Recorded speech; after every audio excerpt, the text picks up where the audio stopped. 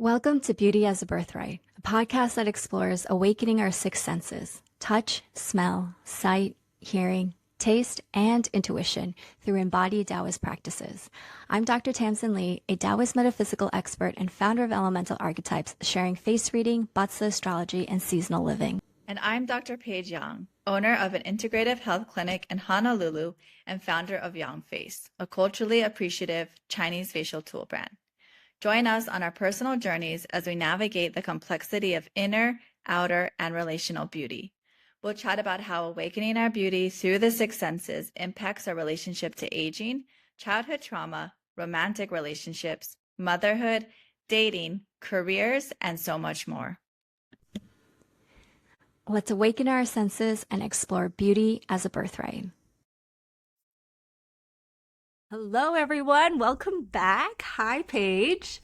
Hi, Tamsin. I'm excited about our topic today because we are on this journey of talking about aging, and we've been kind of teasing perimenopause and menopause. And I was thinking, like, we should really go back to the beginning, really, and talk about our first menstrual cycle and what does that mean in terms of Chinese medicine and Chinese metaphysics, because to really understand like how aging progresses, we really have to understand like when does it actually start. Right. Yeah, and I was trying to think today. I was like, did we talk about our first menstrual cycles with each other before? No. We talked about what our menstrual cycle is like, but we've never talked about like the first Menarche. I feel like we're like this is very intimate in our relationship and friendship. It is. So let's kind of start by talking about the concepts, the terms that are often used in traditional Chinese medicine, and the timing of it, the imagery, and things like that. And this is something we touched on a few episodes ago, but we wanted to reintroduce it to the listeners. This concept in Chinese medicine that we have of tiangui, right? Where women have 7-year cycles, men have 8-year cycles. And tiangui, we should explain that. It's the essence of heaven. Right. Oh yeah, sorry. And then in the past, so things have changed a lot with female reproductive health, hormones, endocrine systems. And so girls are getting their menstrual cycles so much younger than we used to. So traditionally, the second cycle, so age 14 for women, that is when menarche used to be expected for so many years before this modern time.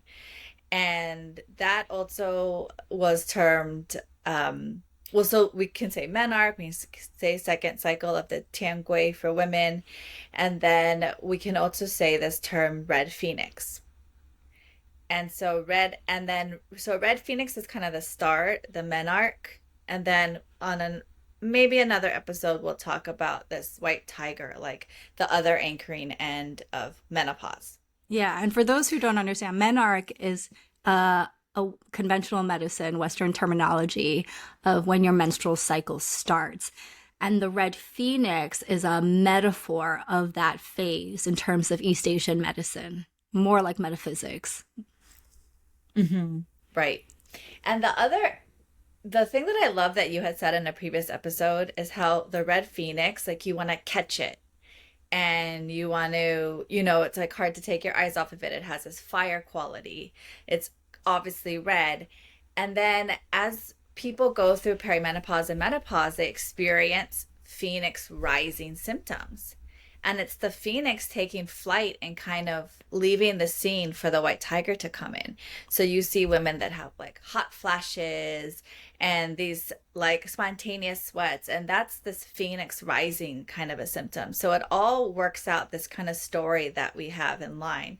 But going back to menarche, so the start of menopause, when did that happen for you, Tamsin? Were you 14? Were you on the cycle? Well, can we talk a little bit about what happened, like what's going on in terms of patterns, what organs are associated with it, so that people get a better understanding of like what's exactly going on physiologically in our body. Yeah. So it often involves the mainly the yin organs. So you're going to see the spleen, which in Chinese medicine, we understand that it's kind of related to this post heaven chi. It produces the blood that's then stored in the liver. Of course, the liver is a major organ in Western medicine, and it's a big part of the menstrual cycle and patterns that we can see when people sometimes have issues with their bleed. Then we'll have the kidneys, and the kidneys are really, our roots and our where we store our pre-heaven chi, our prenatal chi. And so this will also kind of dictate the timing of the cycle as well. Then the heart is another big one. There's this channel between the heart and the uterus called the Baomai, and that connection, when it can be blocked, other people, you can also have menstrual, gynecological, reproductive issues. So we like to keep that channel open as well. Was that kind of what you were thinking when you were talking Yeah. about And the? then, so what's happening in our body is like at Menarche, we call this phase actually first spring. The phoenix we'll get to later because it's like a more metaphor of like a spiritual thing that's happening. But this phase is actually called first spring. And so at this time, our body is awakening. And the liver blood is flourishing. And it's this transformation between yin and yang. And so it's this like the chi, the life force, whatever you want to call it, is blooming. And that's why we call it the first spring. And so it's all related to the wood element. So we're entering this like wood elemental phase in our life, which is about growth, emergence, potential. Blood is also related to our hair. So like that's when things start to change in our body. It's also the ruler of emotions. So our emotions are a little bit heightened. But also like dreams and visions and creativity is also at its like highest point. And so my period was not like anything big. I wish like now knowing more about like how sacred this time is, I wish it would have been more of a sacred moment or like a ritual, or I wish I hadn't understood the significance of it. And I think I was just like riding my bike, and then I just had my period, and my mom was like, "Oh, okay, put this pad in." And that was it. And then in school, we had classes like health classes. Like I'm older, so we had those classes where boys and girls were split into different rooms, and that's where you go learn about your hygiene.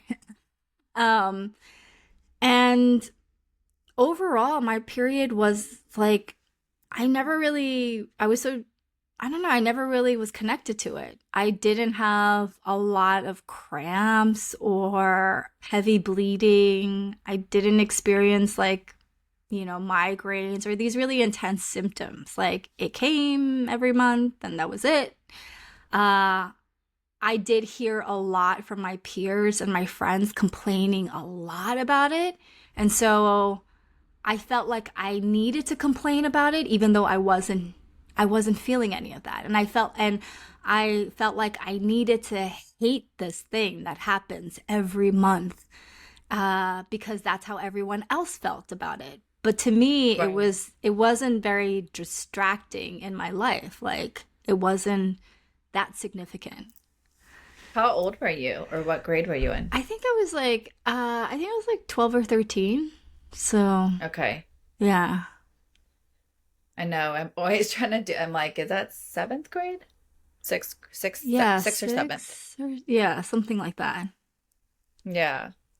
Yeah, what you said too about, and we do see this often, and also how it is talked about in perimenopause and menopause, this negativity around menstrual cycles Hmm. and this like complaint. I remember actually a friend of mine who was Korean. I remember she would like really celebrate her cycle. Like she felt, and you know what? You had said something similar to me, how you really loved it. It was like a time for you where you get a release, you could just relax, That's you could now. take some. Like Oh, only okay. only when I started my perimenopause, because that's when my cycle completely Oh, changed. But as a Got it. child, no. So your friend as a kid was like celebrating her periods? In high school. And so I Huh. remember she was like, "Oh, it feels so good." And I think when you were talking about the liver and this spring and things budding and how that can be like sometimes a violent act, but the liver too, it often gets constrained by stress, right? And so the emotion can be irritability or anger. And then we think of teenage angst and how like hormones are surging and teenagers can like get ragey and they have a lot of attitude and they're very sassy, and that's really like the liver coming up against trying to release, and then the bleed happens and it's like and I think at the time, my friend, that's what she was describing. I think Yeah. she was like, "Oh, ooh, I feel like I can breathe. This feels really good." And she would, I should talk to her. I feel like she might have gotten these thoughts more from like her mom or something. But anyway, when her period would come, I remember her just saying, "Oh, it feels so good. Like it's so nice. It feels so good." Was that your experience? No. So I know I had talked about like how horrific my periods were before having Noah, but I got my period pretty late because I was a competitive gymnast for so long, and so I didn't have enough body Oh, fat to bleed. how old were you? Um, eighth grade, but like everyone had, it wasn't like insanely late, like Hmm. late, but everyone had the menstrual cycle, Hmm. starting in fifth grade. So at eighth grade, it was like, this is old. This isn't interesting for anybody, Yeah. for my peers, But I just remember, like, as it was really weird because as a gymnast in gymnastics, I didn't want my period because if you had your period, then you wore like biker shorts or like spandex, and then everyone knew you had it, and it was kind of embarrassing because we were young. So I didn't want it in gymnastics, but then at school, I kind of would feel left out if like girls were bleeding together because they were synced up and they would take bathroom trips, or they would have little like pad bags, or they would like watch each other's bottoms for like leaking. And I just remember feeling really left out. And so when I finally did get my period, I was like kind of embarrassed because I just felt so late to the party. Hmm. And I was like, what? Like, who do I tell? Like, everyone was expecting this years ago. So it was kind of like really awkward for me. I felt super awkward. And then I also felt like too old to not know enough about it Yeah. I've because never people have thought of it had that years way. of cycles before I did. So Yeah, I'm you like, what do don't you do? How do you do? yeah, you don't hear that often, that story of like late menstrual. It's usually like Hmm. early and no one Yeah, understands what I'm going through. right. I was also thinking like how boys are taught that it's like gross, it's Mhm. disgusting, even men, right? It's like, oh, I'm not gonna have sex with you because you're on your period? And thankfully, though, like that never registered in my brain. Uh, and then when I was sexually active, like I never had sex with a guy who was like turned off by periods or anything. It's just, and I Hmm. think about like this idea of like, oh, it's dirty. When I was traveling in Southeast Asia, sometimes you could ride on top of the bus, but Right. women were not allowed because if of your period. So it was just like you're not allowed up there. And because it's dirty. But then I think of it in terms of Chinese medicine. Blood is the energy of blood is this consciousness in this liquid form, right? Yeah. And so when we go through this menstrual cycle, it's this constant death and rebirth that happens in our body. Physiologically, we're shedding uterine lining, but then Right. metaphysically, there is this new consciousness that's constantly being born. And it's also the reason why in Chinese medicine, the biggest thing in all of our medicine is as we age, is like, don't stagnate the blood. Yeah. That is like the biggest thing with aging. Wrinkles, Hmm. jowls, a lot of the health conditions. It's typically related to some sort of blood stagnation that happens as we get older. And so having periods is one of the reasons why in Chinese medicine we see that why women or people with uteruses live longer, because there is Yeah. this constant like blood regeneration that happens. And for men and people without uterus, they don't. So you die Right. earlier. Well, right. And so another term that can be used too, that's, people like to use is detox, right? So it's like every month the woman gets an opportunity to detox and the man doesn't. But what I find really interesting culturally is there's a sterilization around the menstrual cycle. And you were, kind of getting at this too, where you see like this whole market for like washes and like helping with Yeah. scents and scented panty liners, scented pads. I don't know whether or not, I'm sure there's been scented tampons, like douches. I Yeah. mean, it's a big industry. And then wipes too. Yeah. And the way that it is marketed, it's often not like for yourself, it's for like others. Like so you can be fresh for someone else.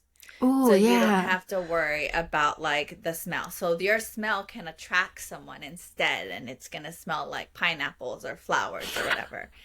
And I just think that's so interesting. And then of course we have this birth control, which I wholeheartedly understand the purpose of in terms of like women's rights and empowerment. However, on the other side, a lot of birth control takes a period away. And so women are not bleeding or their cycle is very light. So they're not getting that detox every month. And their blood is stagnating over time, let alone hormones can be really impacted by prolonged use. And you see how women on certain birth control, they get, there's been a lot of class action lawsuits with blood clots, big like DVTs in the legs and other issues. And so that is right there showing how when the blood doesn't empty the uterus, it's going to cause stagnation, not only, of course, in the uterus, but all over the body as one whole system, right? Hmm. And so, that's, yeah, that whole thing, like, there's so much money pouring into what I'm going to call sterilizing women, meaning Yeah. keeping them clean, not having them bleed, controlling their hormones and their ability to have babies. But there's like very little money and research geared towards doing that to men. Yeah. If anything, it's the opposite. It's like, how do we make them flourish? Yeah. I think that has a lot to do with like definitely patriarchy, colonialism, capitalism, Yes. everything. Because I think about it, I always go back to Chinese medicine, and I'm always like, um, this idea that there are these groups of people that are going through a death and rebirth cycle, and it's and regaining new consciousness every month. If I was a man, that would scare the hell out of me. And and then you get to live longer. I would come up with all these stories about how it's dirty, it's gross, to disconnect women from this really powerful phase in their life, especially at a time when you're going through this change, because you talked about like the rage and irritation that happens and the anger that's related to the liver element. But rage can also be incredible. It's like a catalyst, right? Yes. Rage can be so beautiful, and anger can be so beautiful. It is like the thing that sparks creativity. It sparks change. So yeah, if I was a man and I was a boy, I would be scared. And then I would just come up with all these narratives that like, to disconnect women from their bodies. Right.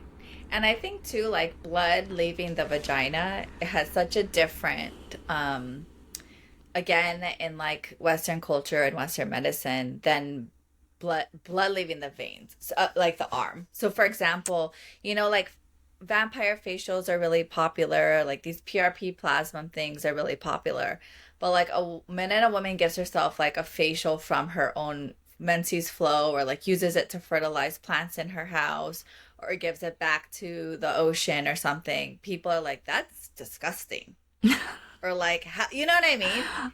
But it's like, this is what, okay, I mean, for me, I'm like, blood's blood. Like, I don't understand. And if anything, it's like more nutrient dense than this thing that's coming out of the arm, right? Like, it's had to go Yeah. through so many more processes to get to that point of the uterus than just being like heart, arm. Like, I'm just like, which one is, like this can, the uterine blood can bring life into the world. Yeah. Like it is so rich in nutrition, but we're like supposed to just like shun away from it, clean it immediately, flush it down the toilet, like don't have anything to do with it. I don't know. I mean, it's all just fascinating. Like Yeah. yeah. Like the West medicalizes it, it pathologizes, it Yeah. is seen as this like shameful thing. Where I think Mm-hmm. not just East Asian culture, but a lot of cultures around the world really looked at it as this initiation to. Yes. I think that's why you have these like quinceañeras and like and bat mitzvahs for the girls, But right? yeah, yeah. And I read this incredible book, like I think I was in my 20s, called The Red Tent. And that really shifted my idea of periods because it was all about this. It was like a biblical type of story, but it was really well written, and how it is this really sacred time. And then learning about it in Chinese medicine, like, yeah, this is something that's very special that happens. And I wish I had known that growing up. I think that would have like really impacted the way that I lived. What was your mom's like? Did your mom talk about all of this when you got your period? Okay, so my mom actually got her period as a senior in high school. Whoa. Because it was, what's the math, the 70s, and she was also a gymnast, but she continued, she ended up being a gymnast in college. And so she was even more competitive than me from even longer. And so she didn't get it till her senior year. And I don't, like she grew up, as I mentioned, in a more traditional Chinese household.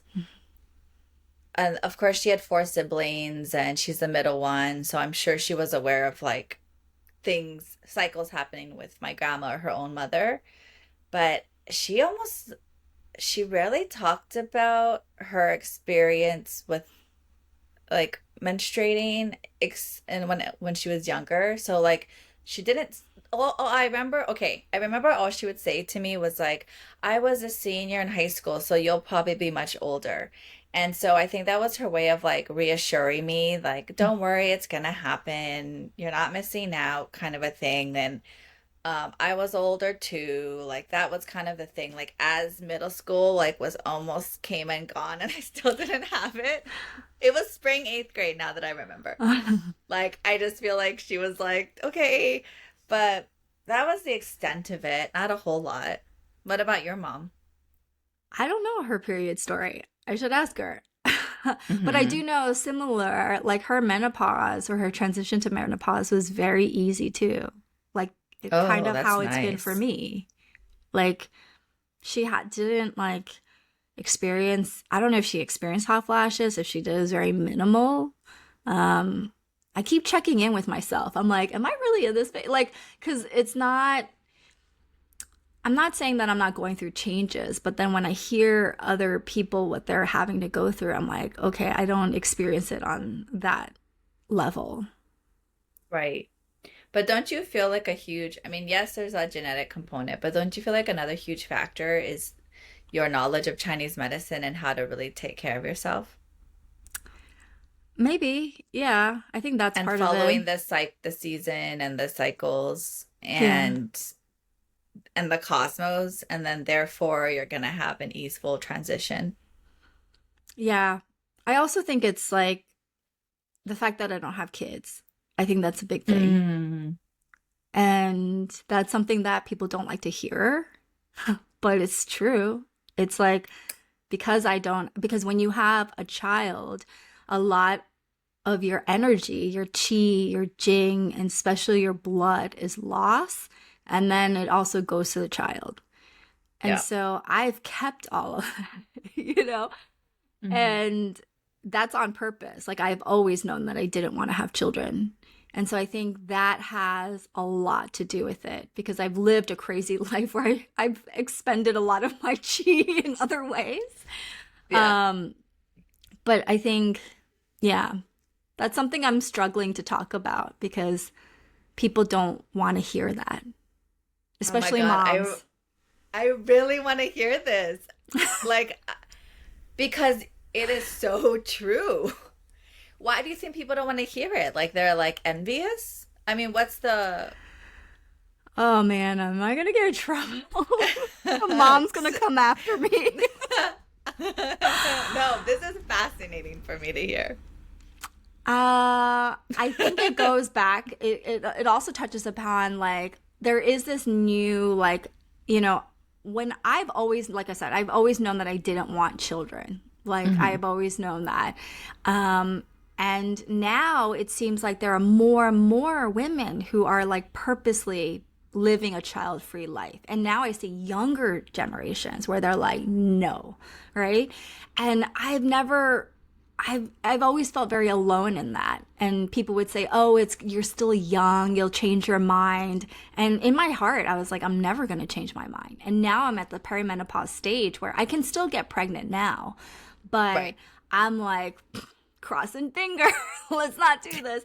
Uh, and I don't have any regrets. There wasn't a moment in my time like life where I'm just like, oh, I wish I had a kid. No. Yeah. And and so I've noticed when I talk about this or when I see other people talk about this, moms I think it's a not all moms, but it touches a sore spot with them or other people who are I don't know. I mean I have my theories.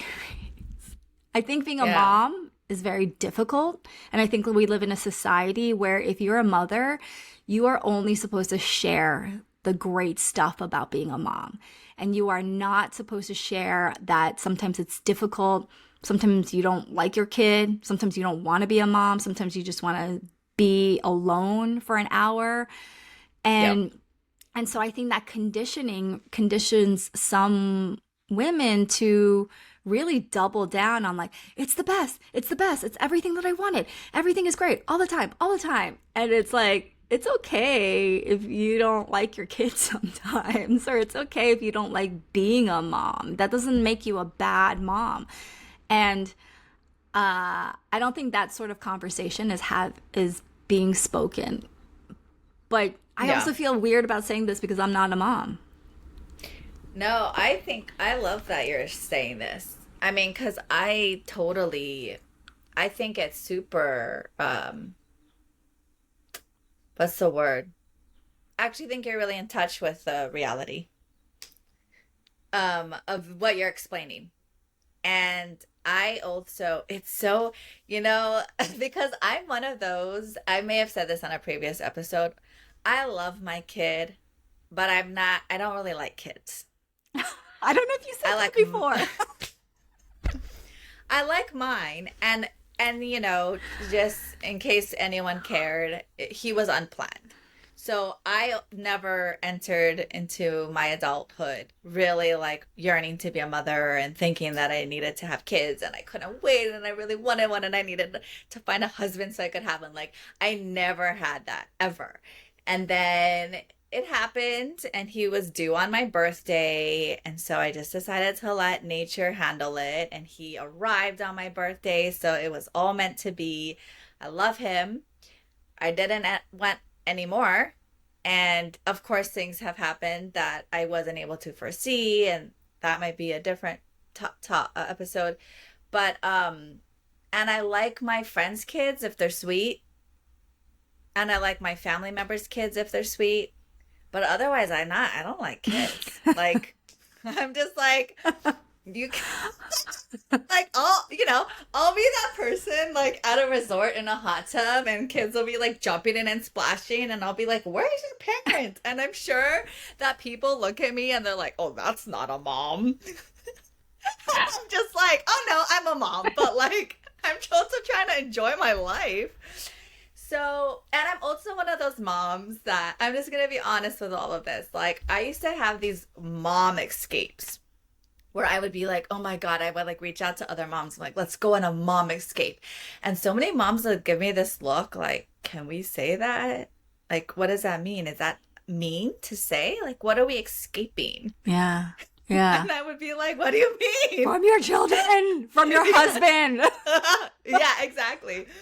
And then I also, for Mother's Day, whenever it was like, what do you want to do? I would always be like, oh my God, I would love like a weekend alone at a hotel. Or like, I would love to spend the day like on my own at the beach. And like sometimes I'd feel like an asshole because people would be like, what are you doing? What is have people have planned for you? And I'm like, oh, guess what? I got to be like stay the weekend in this hotel, you know? And so no, I am totally, and I think I actually have like my auntie, my mom's younger sister. I feel like she was a single mother of three and also has like a big career. And so now that she's a grandmother, like she just doesn't have time. And I get it. And I think some people might look at her and be like, but these are your grandkids. This is a time to enjoy like the fruits of your labor and you really get to finally like have fun. And she's kind of like, I did it as a mom. Mm-hmm. I love my grandkids, but I'm okay. I love that. Yeah. And I think people are shocked like with that. And I'm just like, yeah, good for you. Like you're standing in how you feel. And like we know you love your grandkids and it's okay if they're not the center of your life because you have your own life and you had to go through so much as a single mother of three before this. Yeah. I mean, Yeah. I think that's the reason why like sometimes I forget you have a kid. Because but I've noticed this with my friends who are similar to you. It's because they're still interesting to me. Like they're still thinking about other things and about life and like their brain is kind of working on a different level. But when I meet moms where their whole life and their whole identity is about being a mother, it's about being having a child, it's about being a wife, I find those people really boring. And it's because they're living just in this one identity and you are a multifaceted type of person, you know? And then when that kid, and I've learned from working with patients and working with clients, is that when that kid grows up and they leave your house and then you also are getting older and you're in this house with this man that you don't even know, that transition becomes very difficult for many. Yeah. Yes. That was my mom, definitely. Like her whole identity, she was a stay-at-home mom and she did her best job. And she was very involved in the school and all of those things. And when my brother and I left the house for college, she did fall into a depression because her identity was like taken away from her. And she didn't know like her meaning, her like what gave her purpose, what she was interested in, what she was like. It was really hard. And she went through this really long phase of that until I had my son. And you know, she over time she did find her own hobbies, but then she's also a wonderful grandmother to him because she's just very good at that nurturing role. But I did see that with her, and I remember I really admire all mothers, but I remember just feeling like it's hard to look up to a female figure when they don't know who they are. Oh, yeah. Yeah.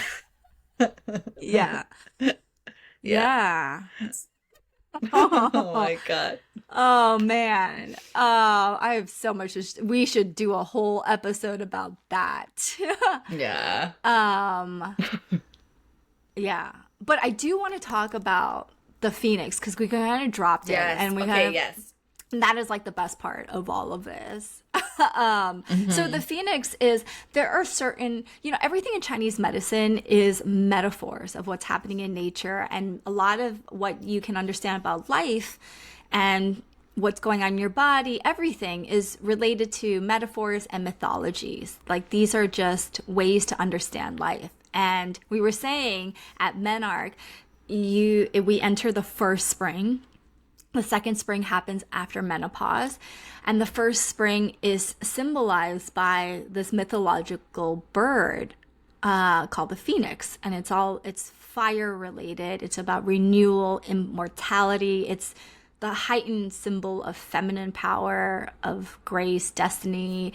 It's related to the blood because it's related to the red color. And it's the first time that this energy that's within us starts to move outwards. Yeah. And you know, the other thing that people forget with all the things you mentioned it's related to, it also is related to joy. Yeah.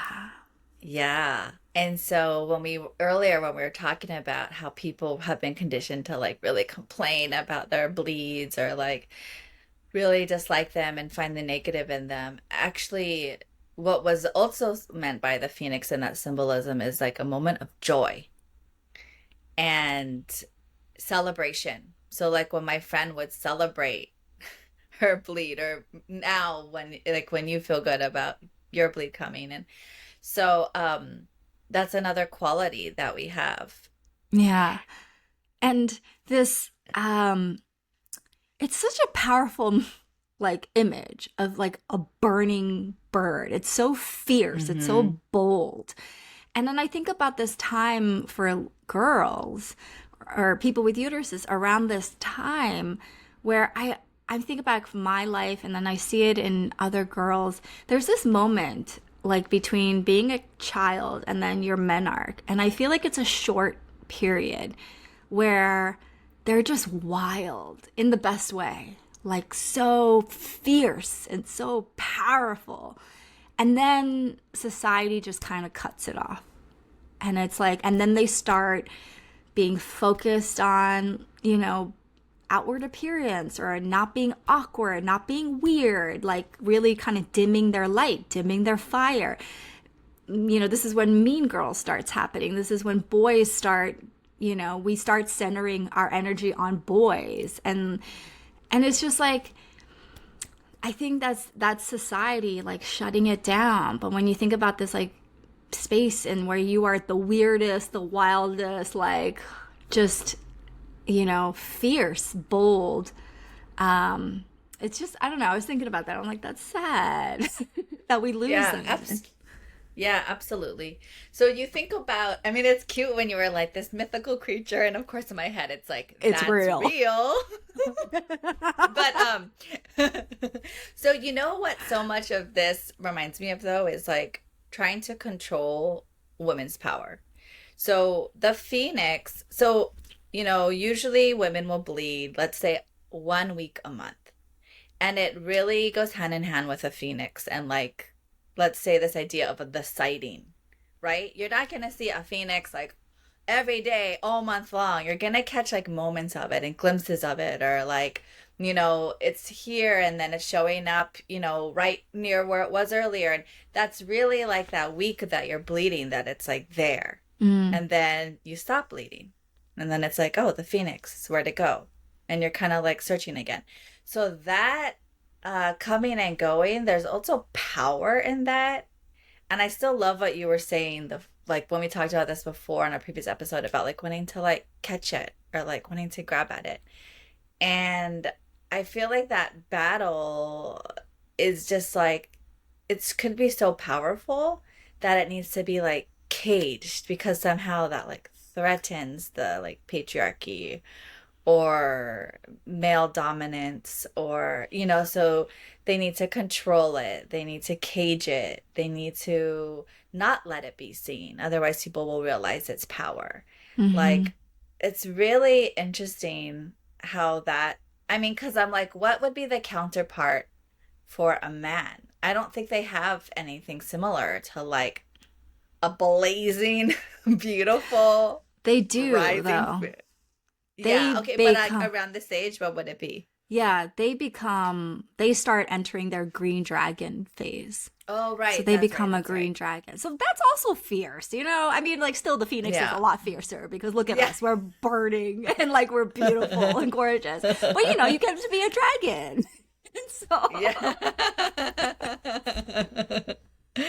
Oh, green one. That's nice. So, You're like you're like that's cute. yeah. Yeah, that is right. Okay, well, but let's yeah. So anyway, if we had to pick an avatar in a game, I would definitely pick the Red Phoenix. It is undeniable because it's the most young of all youngs, right? It's just Yeah. like it's I was thinking like if you could go back in time and tell yourself at that time like that space between like your wild phoenix and then being forced to shut it down, is there like Hmm. some sort of word of wisdom or something you would say to your younger self like as she continues this journey of the during this red phoenix phase? Oh my gosh. Okay, you might have to come back to me. Do you Okay. have something Yeah, in I mind? was Okay, yeah. thinking, because it was coming up for me, and I was thinking, like, I would tell her, I'm gonna get emotional, but like, I would tell her, just be weird, just be bold, just be out there. Don't dim it down. Don't dim it down for anybody. Continue, like, taking up space, continue being loud, continue to play loudly, boldly, fiercely, run around like, I think I was more of like a tomboy too when I was like a little kid. And I was definitely like a weird kid. I like not a weird kid. Like I would get in trouble a lot for like talking in class and and then I remember in middle school I just stopped talking. Like Oh wow. yeah. And so that's what I would tell her, but I think it would be very I would remind her that it will be difficult. People won't understand you. People won't want to be around you, but like, just keep doing it. Like, be wild. Wow, tempting. I'm picturing this. So Yeah, you went from being this really like, how did you describe it? I was bold. I was like, I was like, I was loud. I was bold. I had lots of friends. I would just tell people what to do. I was like always on roller skates. Like I was like changing outfits like 5 times a day. I went to Catholic school, so I was like always talking. And back then in Catholic school, they could still hit you with the ruler. I Yeah. was always getting hit, and like I still didn't care, And then I just went quiet for years. And then as I entered full depression around that time, I was like such a Wow. depressed teen and tween. And then Wow. in my 20s, I actually entered the horse luck pillar in my chart. Hmm. And that is related to fire. It's yang fire.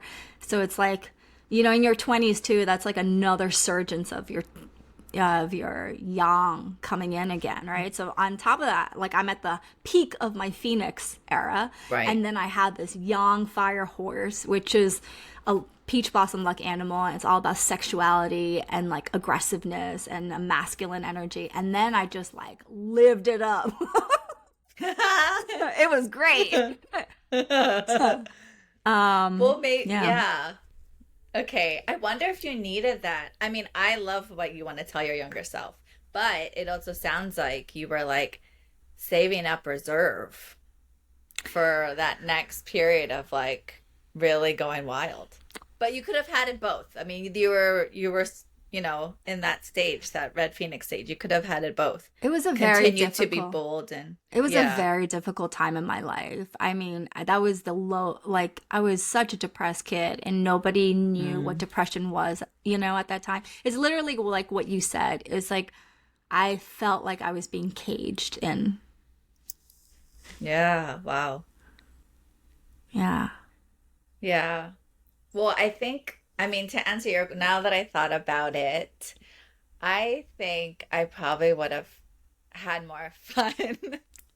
So Yeah. I was always, and I still am, like the good girl, do the right thing, so well behaved, listen to the rules.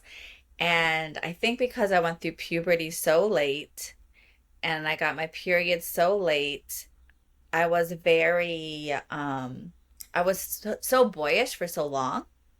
So it's like I didn't get breasts until college because I just didn't have enough body fat. So I just remember being like a little bit embarrassed and not feeling, I don't know, like I could really mingle with boys in those ways because I just did felt I mean I just didn't have like the parts. And but in hindsight, like my good friend's mom would always tell us to like, because my good friend was similar, and her mom would always tell us to go have fun. Like she'd be like, "What are you girls gonna do?" And we'd say, "Oh, we're gonna go to a movie." And she's like, "What are you really gonna do? Who are you really gonna meet up with?" And at the time, we were like, "Oh my gosh, no, we're really seeing a movie," because we really were. But now that we're older, we were like, "Shoot, we should have really been doing what she thought we were doing." Which was like having a lot more fun and like but of course smoking like a married woman too. I'm like, oh dang, I would have like had gone on like a little rum springer had I known. So anywho, that's what I would say. But any other like sweet points we want to mention before we I say think, goodbye? yeah, I think it's important that for those of us who are in this age of like 30s, 40s, even 50s, I would say, oh, yeah, anyone above like your mid 30s, I think it's important to go back in time and like reflect on your menarche, your first period. And then really, I mean, we call it inner child work, but it's like we need to do like inner tween work, you know? And Yeah. and figure out like what was happening around that time for us. Like who were we? What did we like doing? Who were we during this really special sacred time in our life? And it's funny because I never really thought about it until we just started talking on this podcast. And now like I'm gonna really reflect on it because I think it's going to add something for us as we get into this perimenopause menopause stage in our Yeah. life, and it's Absolutely. like a key ingredient to figure out and connecting these two eras in our life. Yes. Yeah, that's awesome, Tamsin. I know I'm gonna do the same. Thank you for that. Yay. Okay. Bye, All everyone. right, bye.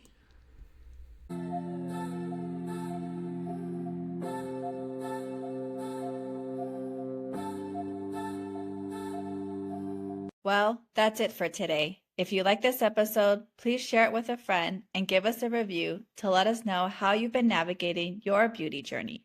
You can also follow us on Instagram at Beauty Birthright Pod and say hello. To learn more about face reading, Batsa astrology, and seasonal living, head over to elementalarchetypes.com and follow me at Elemental Archetypes. And to explore beauty through your own hands, visit yangface.com and follow at yang.face for tutorials, Chinese medicine theory, and candid thoughts on cultural appreciation.